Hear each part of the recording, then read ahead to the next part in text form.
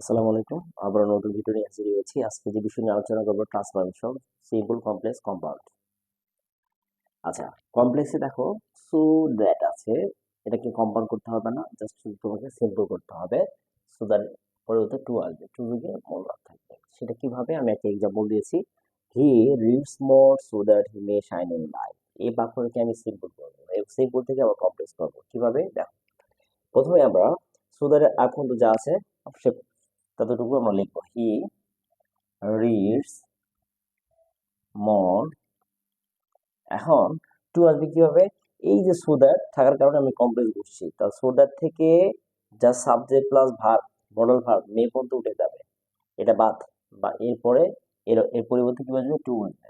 তাহলে আমরা কি শিখলাম? এই টু কার পরিবর্তে আসবে? So that plus subject plus modal verb may থাকবে। সে মডাল ভার্ব মে, এইটুকু উঠে যাবে, ওটার পরিবর্তে কি আসে? টু আসছে। তারপর বাকি অংশ যা আছে তাই বলবে। Shine in light. তাহলে আমরা কি শিখলাম?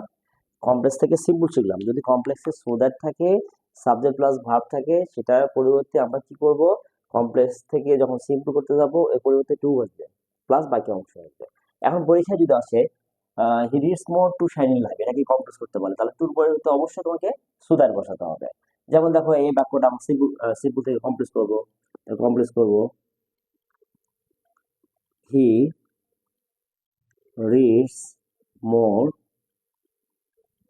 পূর্ববর্তী লিখবো সো দ্যাট, আর এই প্রথম সাবজেক্টটা আবার এখানে আসবে, আর মডাল ভার্ব হিসাবে মেইন লিখবে। তারপর যা আছে তাই।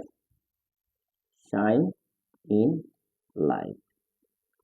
তাহলে আমরা এভাবে মনে রাখতে পারি, সো দ্যাট থাকলে কমপ্লেক্সে সিম্পল করতে গেলে টু আসবে, টু থাকলে কমপ্লেক্স করতে সো দ্যাট আসবে, এটা মনে রাখতে হবে।